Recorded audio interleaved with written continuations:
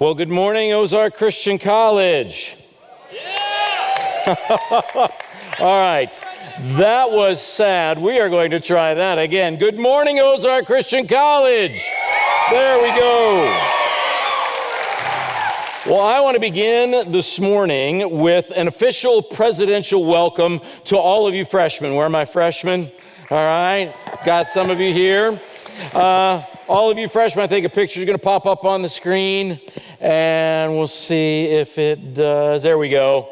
All you freshmen, with your smiles and with your energy and with your bad haircuts and with your fresh young faces, we are so glad you are here. Next picture, I want to welcome the sophomores with your improved haircuts and with a few scars from your freshman year, but with some maturity under your belt and some new friends made, you are ready for battle. I am glad you are here. I want to welcome you juniors. You juniors, with your 2 years of Bible college classes, you're beginning Greek, you're beginning Hebrew, and your principles of interp skills, you are powerful exegetical lightning flowing through your veins. You are ready to bring the theological thunder. I am glad you are here, juniors. And finally, I want to welcome you seniors.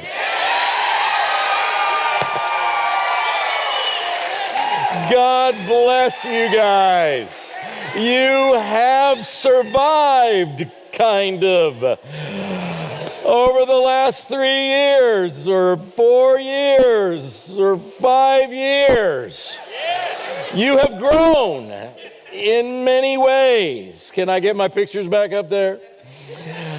There we go. You are wiser, but you are also tireder. You are frumpier. You might be plumpier, and maybe senioritis is setting in. And so I want to say to you this morning, you can do this. You can cross the finish line strong. You can complete your training, and you can go out there and save the world. Seniors, I am glad you're here. And I cannot think of a better Bible verse this morning for all of us in this chapel service, first one of the year. I cannot think of a better text than the one I have been assigned, John chapter 10, verse 10. Jesus says, "The thief has come to steal and kill and destroy. I have come to give you life, and life to the full." Now, here's the reminder I want to start with this morning. You are not here to build a better resume.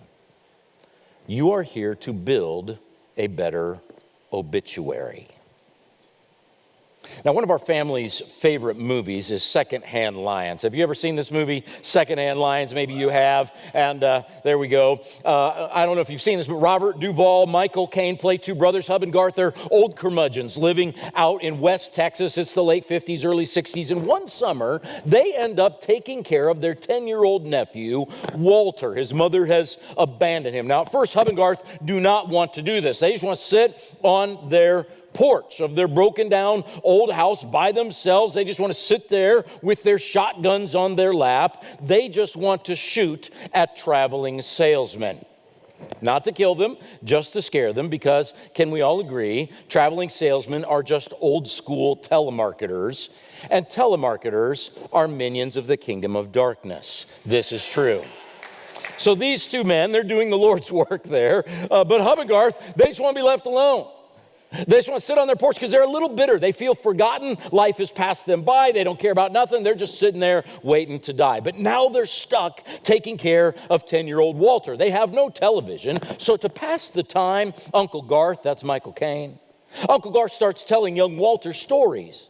Stories of when the two of them, Garth and Hub, were younger men, and they were fighting with the Foreign Legion all around the globe. And Walter discovers that Uncle Hub was once a swashbuckling adventurer. He was this romantic warrior poet, sword in hand, and Garth was his trusted sidekick. And together, they lived this life of adventure. They battled armies and plundered treasures and rescued the damsel in distress. And Walter's imagination gets captured.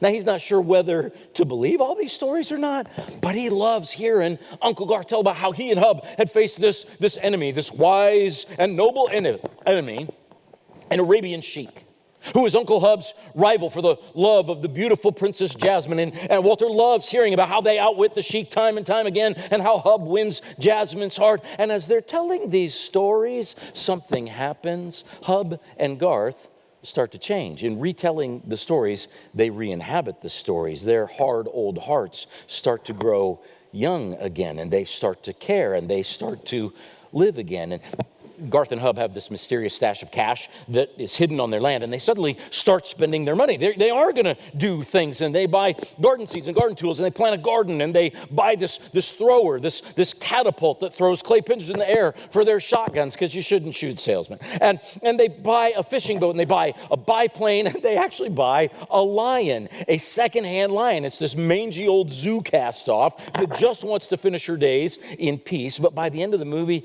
that old secondhand lion, she goes out in a blaze of glory, and so do Hub and Garth.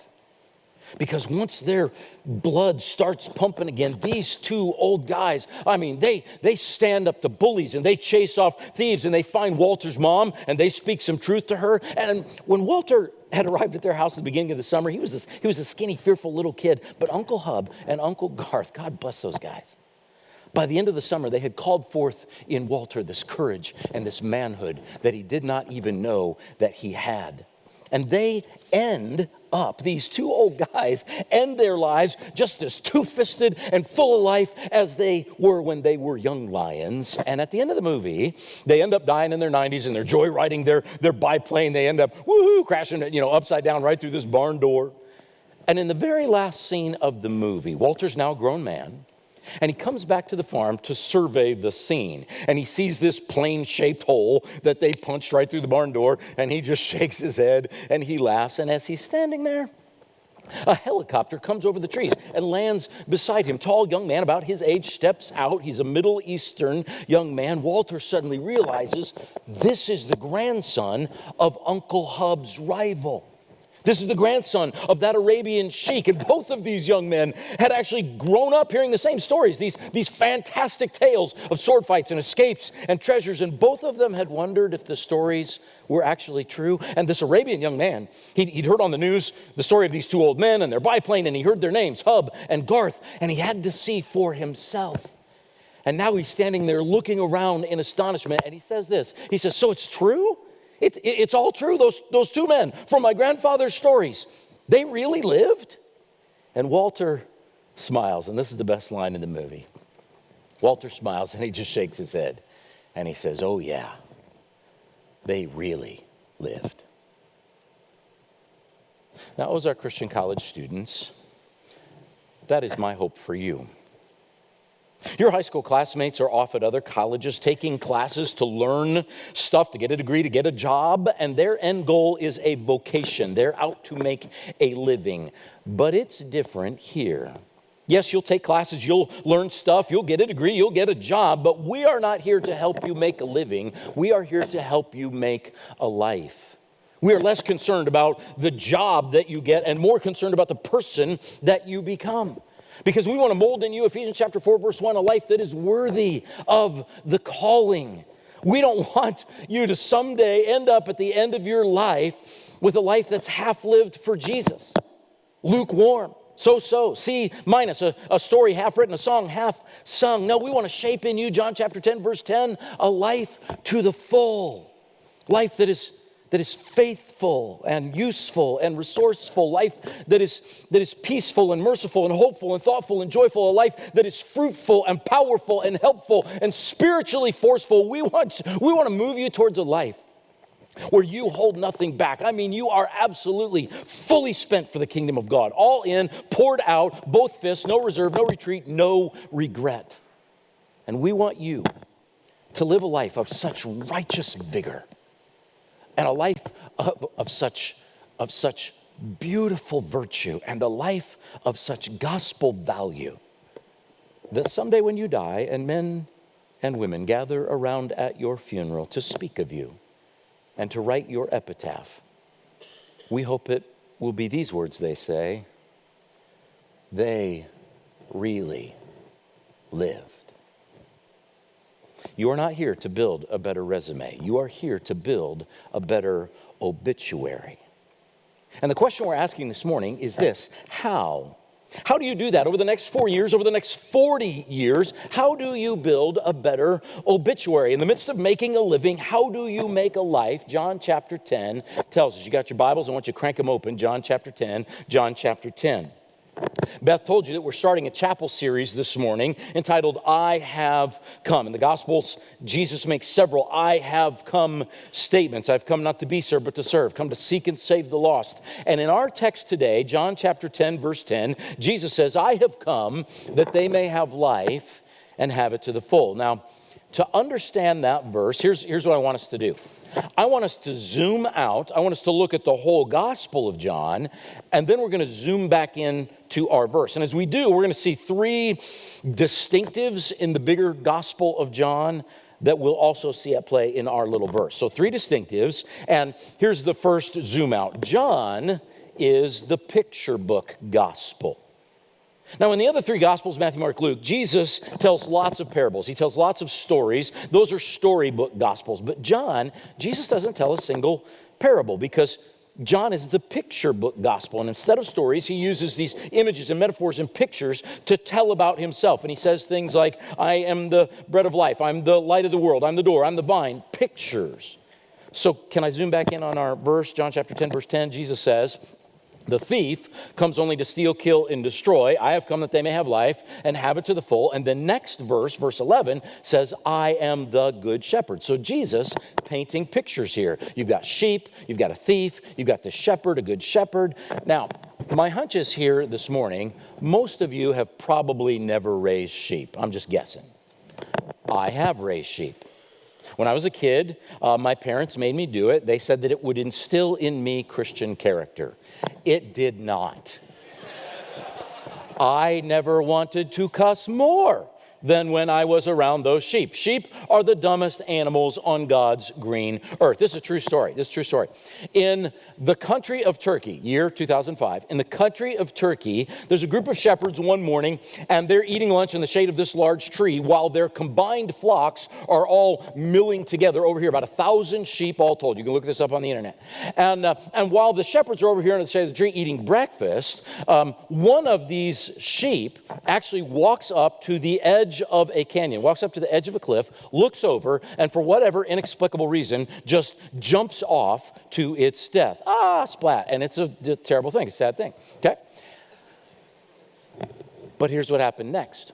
All 999 other sheep walked up to the edge of the cliff, looked over, thought, hey, that's not a bad idea, and they all jumped off. That's terrible. Don't laugh at that. And all of them. But that's not the craziest part. All 1,000 sheep off. But that's not the craziest part. All right. Here's the craziest part. Read this. All right. Only the first 400 died. You're seeing it, right?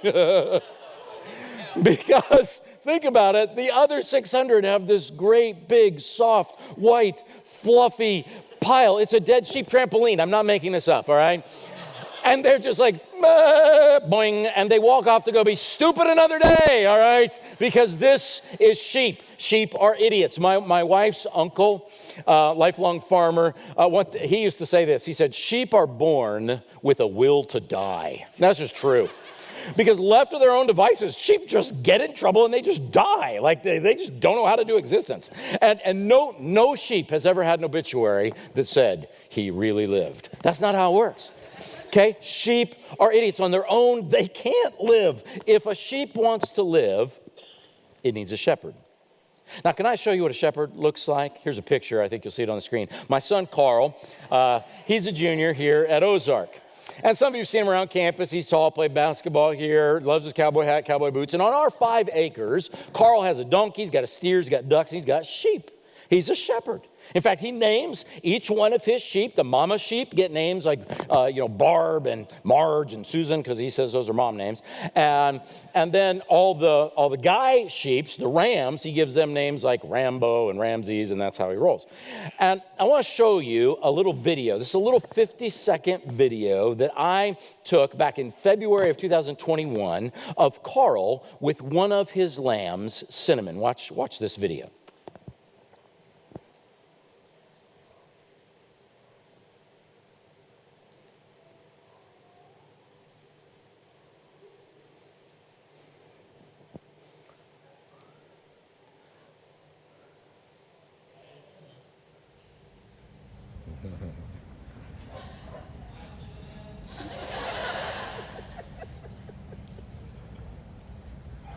Cinnamon does not follow the other sheep. She doesn't even follow her mama.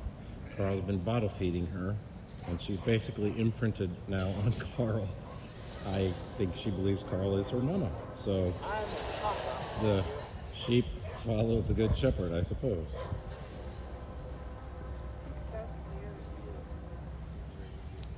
So, Dad, I don't know if we've told... Now, did you see in the video how little Cinnamon just followed Carl around, step for step, whichever way he went? She trusted Carl. She felt safe. She knew Carl would take care of her. He was her good shepherd. That's the picture Jesus paints of himself here in our text. I'm your shepherd. Follow me. I'll take care of you. This is the picture book gospel. Now let's zoom back out again. Second distinctive of the Gospel of John. John is what you might call the living prop gospel. Now, I'm a children's church teacher at my church, and so I love teaching with props, right? And so did Jesus. In the Gospel of John, he would often look around and use the people around him as living props, as teaching tools. So John chapter 6, he sees 5,000 hungry people. He says, hey, I'll feed them and teach, I am the bread of life. John chapter 9 sees a blind guy. He says, I'll heal him, bring him out of darkness, then I'll teach, I am the light of the world.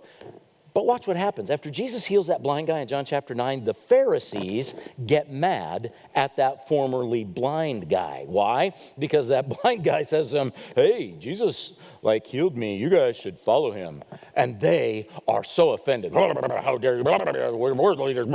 And they just say, oh, the audacity. And they kick this guy out of the synagogue. Now, Jesus goes and finds the guy, welcomes him into his little tribe, and Jesus sees a teaching moment here, sees a living prop moment, and so zoom back in on our chapter, in John chapter 10, Jesus points at the Pharisees and says, those guys are thieves. They're robbers. They are leaders who do not care about the sheep. I am the good shepherd. I will take care of you. This is the living prop gospel. Now, number 3, let's zoom back out one more time. Third distinctive of the Gospel of John, it is the black and white gospel. Because for John, there are never any gray areas in between. In the Gospel of John, over and over again, he will present just 2 options. There's truth or there's falsehood. There's light or there's darkness. There's love or there's hate. There's life or there's death. And this is a gospel of contrasts with no middle ground. So zoom back in on our passage in John chapter 10. You can hear it, right? Jesus says this. He says, you are either following the shepherd or you're following the thief.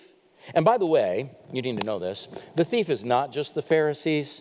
In John chapter 8, Jesus tells the Pharisees, hey, you guys are just doing what your father, the devil, tells you to do. And they're just puppets. The puppet master is the devil. He is the real thief.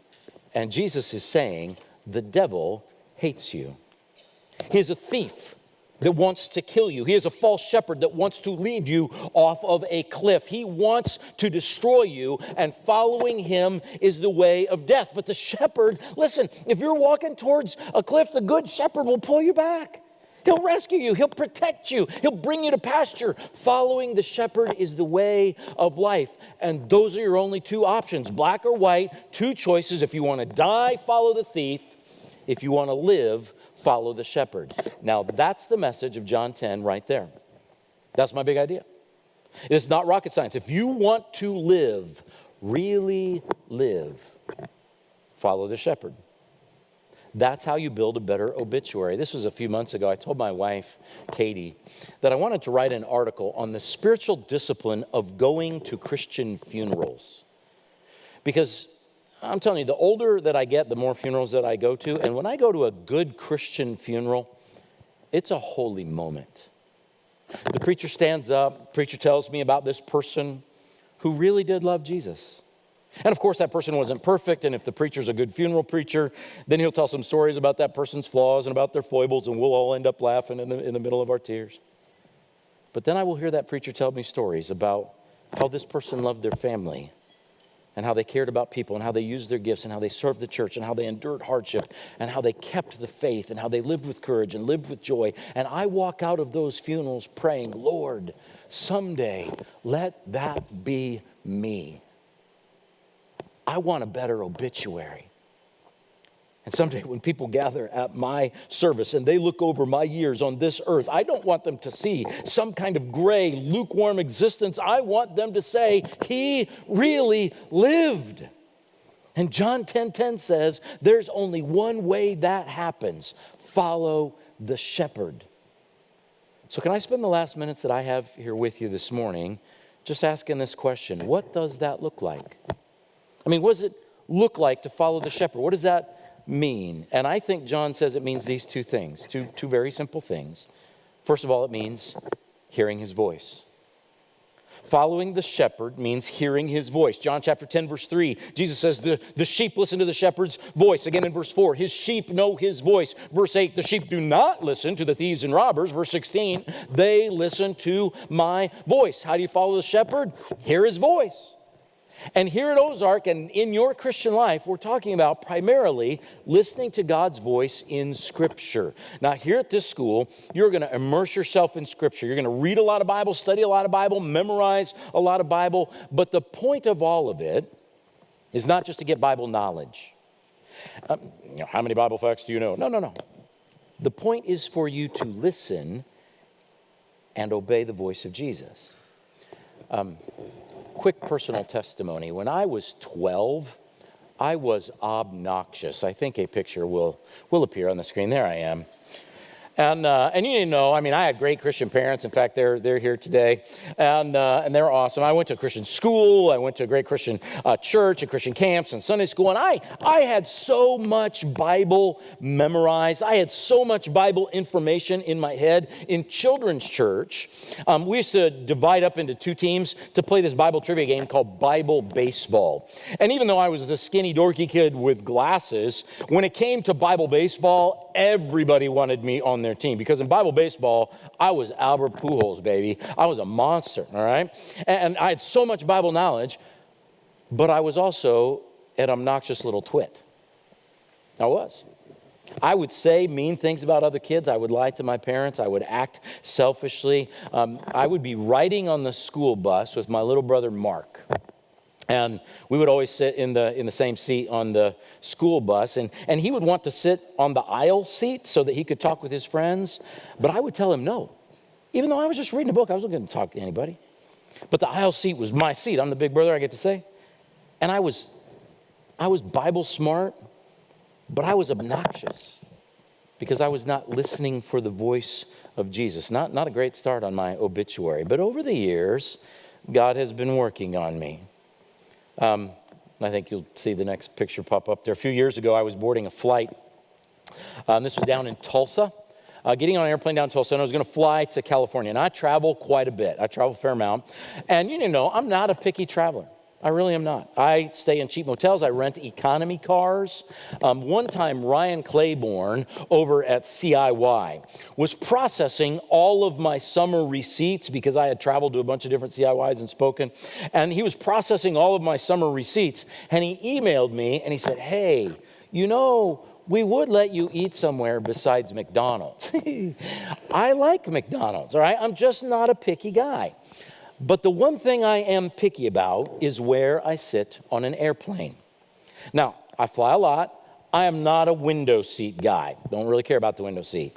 And everybody, of course, hates the middle seat. So my assistant knows that when she orders my plane tickets, she buys me an aisle seat in the airplane. Why?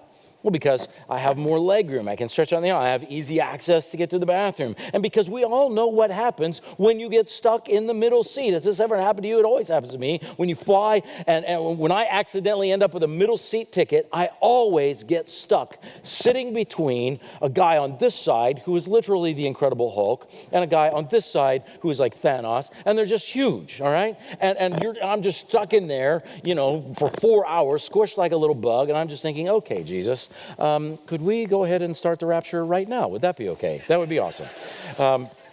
And I hate middle seats. On this flight that I was boarding in Tulsa, I got on the plane, sat down in my aisle seat. Quickly becomes apparent to me, as soon as I sit down in my aisle seat, that in the middle seat right next to me, there is a mother, and in the aisle seat across from me is her daughter. She's 8, 9 years old maybe. And they are talking across me, and they're going to have to fly the whole way to California, not sitting by each other. And I can tell that the mother is a little anxious about this. She's a little concerned. And almost instantly, a little voice kicks in my head. And the little voice says, no, you don't have to switch seats. They'll be fine. The aisle seat is yours. Now, I know whose voice that is. Same voice I was listening to back when I was 12 years old on the school bus. It's a sinister little voice, but in that moment, it sounds innocent, and it was so powerfully tempting to me to just stay in my seat and put my headphones in and close my eyes and go to sleep. But then another voice whispers to me, and it is the voice of Jesus in his word. I have memorized Philippians 2. Each of you should look not only to your own interests, but also to the interests of others. Do nothing out of selfish ambition or vain conceit, but in humility consider others better than yourselves. That's what I heard. And so in that moment, before the plane took off, I said to the mother, would you like to switch seats? Yes. And so she got the aisle seat, and I flew to California in that middle seat. Now later I realized I should have offered to switch seats with the daughter.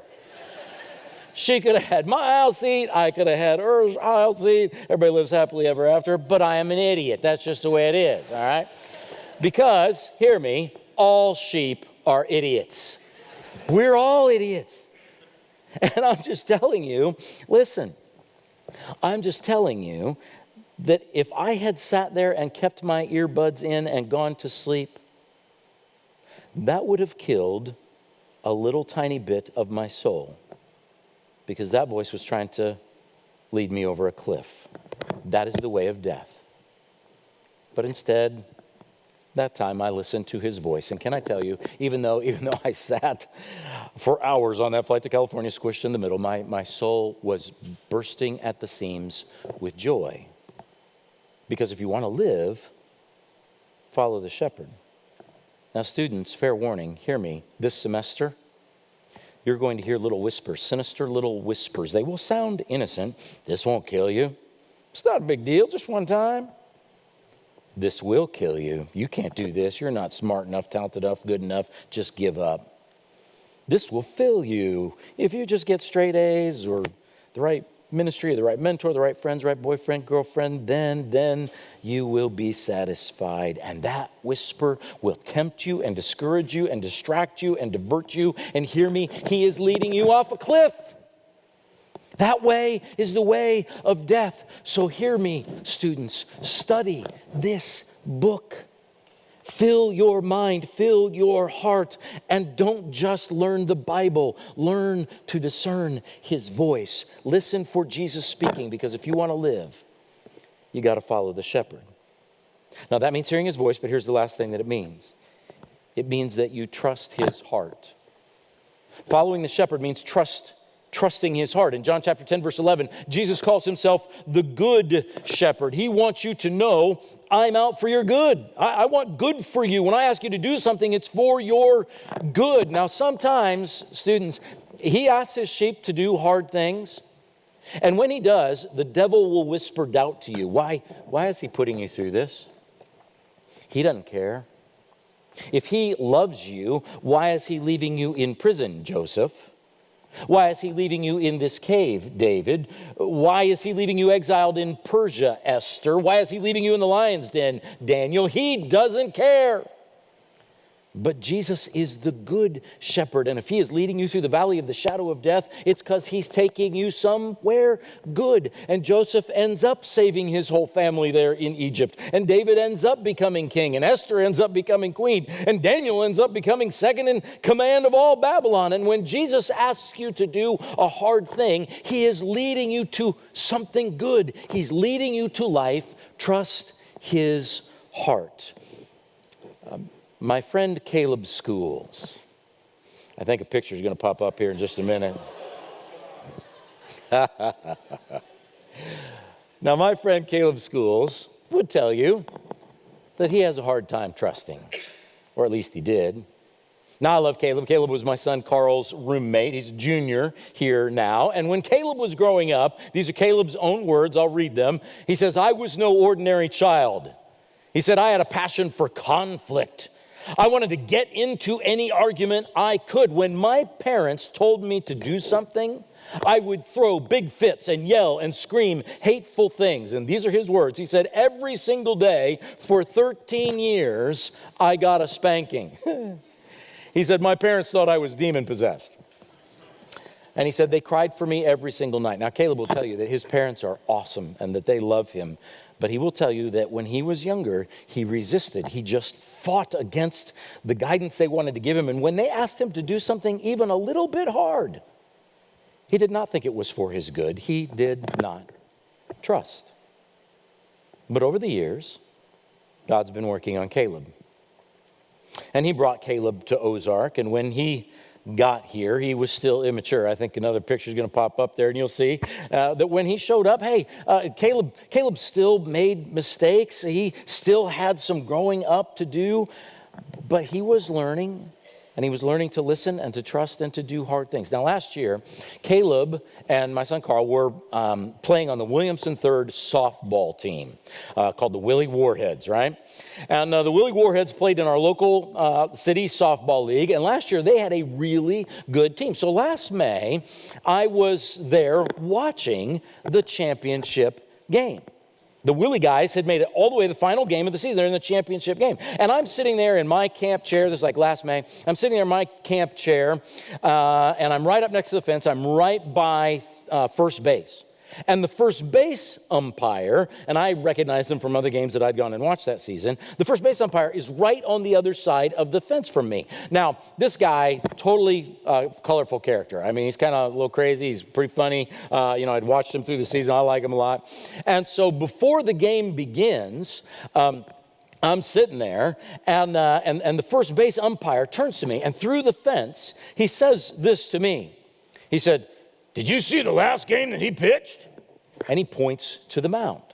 And there on the pitcher's mound is Caleb Schools. Caleb is warming up. He's getting ready to pitch this game. And I knew exactly where this first base umpire was going with this story. Because in the last game that Caleb had pitched, Caleb was on the mound, and he pitches this ball, and the great big guy at home plate gets his bat around so fast, tears the cover off the ball, hard line drive, comes screaming off his bat like a missile, and it comes straight at Caleb on the mound. And wham! It just hits Caleb hard right in the ribs.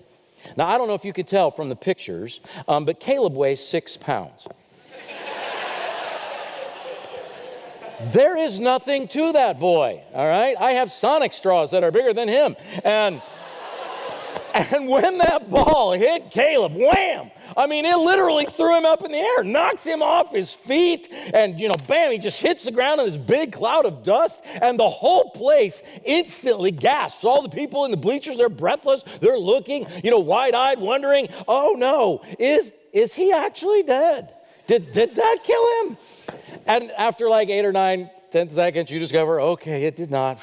And Caleb slowly gets back up, and he brushes himself off, and then he steps back to the mound, and he calls for the ball.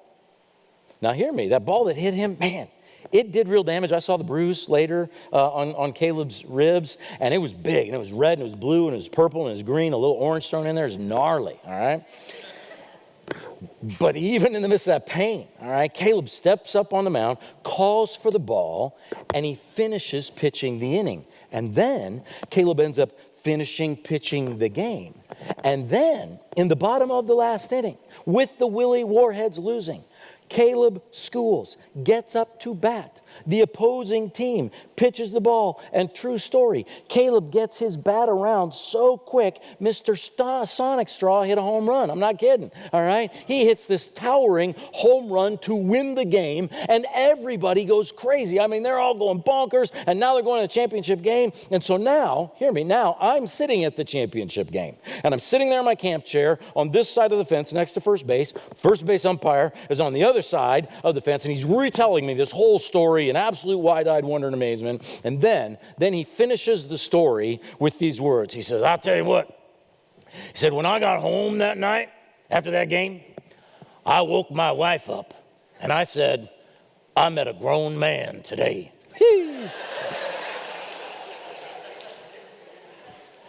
Now, when Caleb enrolled at Ozark, nobody would have said that of Caleb. I am right.